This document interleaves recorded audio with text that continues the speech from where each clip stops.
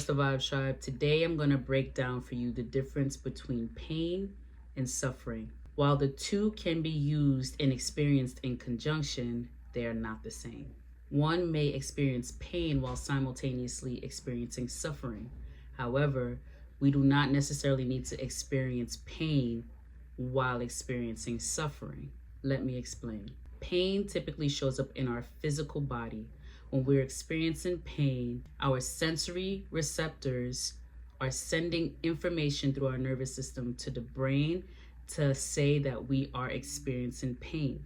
So whatever is causing us physical pain needs to be communicated to our brain in order for us to decipher the fact that we're actually experiencing pain somewhere in our body. Now, while we're experiencing pain, especially chronic pain or pain that is prolonged over a duration of time, it can cause suffering at the same time. We can observe and acknowledge the fact that we have pain, and long can be respective to duration of time of when you're experiencing this. We can simultaneously suffer through that painful experience. Now, let's talk about suffering. When we are suffering, this does not need to show up as a physical body, although it can, but typically suffering takes place inside of the mind. Think about it. We can go back to an experience that has happened to us in the past in which there was something that we experienced in a painful nature or something that caused us emotional heartache. And we can actually repeat that experience from our mind and actually feel the same emotions from when that thing was actually taking place. Or we can think of any other circumstance that has caused us emotional heartache that did not feel good. And just from the very thought process alone, we can have the same emotional response to that experience, even though it happened in the past. It doesn't matter if it happened yesterday, last week, last month, last year, even 30 years ago. Wherever we last left, the way that we felt about an experience can cause us emotional and mental suffering so that we can have a similar experience, although we're not actually going through that experience in the present day. So this shows up often for each and every one of us, where we can think about something that happened in the past and we can derail ourselves based on that thought, especially if and when we're in conversation with other folk where we'll explain an experience and end up perpetuating the negative feelings or the low frequency feeling, aka suffering, right from our thought process alone. This does not have to show up as physical pain in our bodies, however, it can. Our bodies tend to store memory in our muscle mass, in our tendons, our ligaments, and our joints, especially if we've been through an experience where we've suffered through that circumstance physically.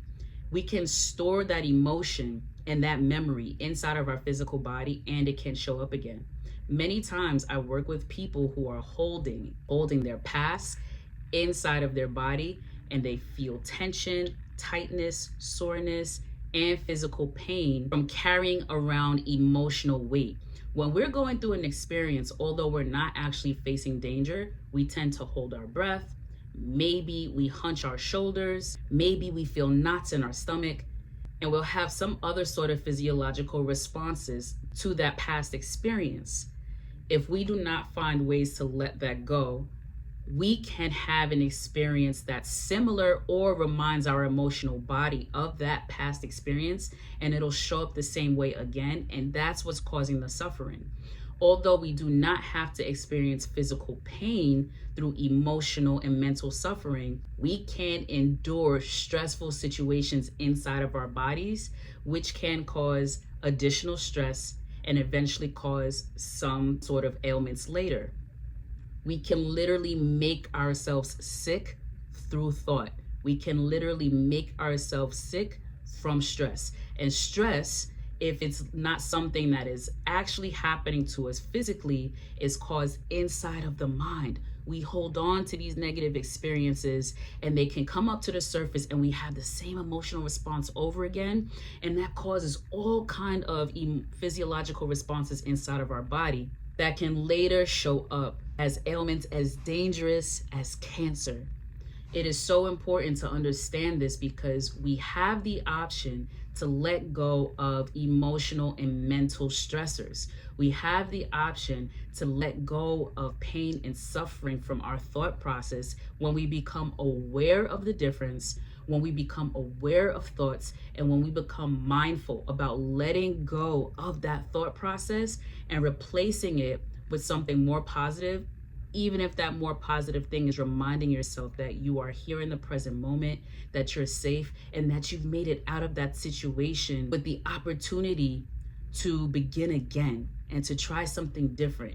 People today are walking around so bothered and upset about what's happening in the world and things that they cannot control, things that you do not have any control over. However, you perpetuate the thoughts of this thing, and then you stress out about the fact that you don't have any control of it, and we become fearful of the impact that it can have on our lives.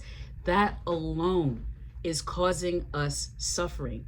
Something that you do not have control over, you simply must let it go. And the first step is to let go of the thought. Now, if there is something that's causing you suffering, and there are steps, actionable steps that you can take towards solving it, you should do that, because that will help to also relieve that stressor.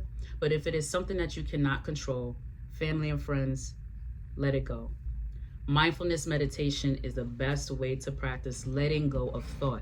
Thoughts that do not feel good cannot live in your mind rent-free. We must find a way to let go of the thoughts that are not serving us, because when they continue to live in our minds, that means they continue to live in our bodies, and that means we have the potential to not only suffer, but also to feel pain. It makes it harder to prevent ailments and illnesses. Even if you have the best workout and diet, mental and emotional stress can take you out.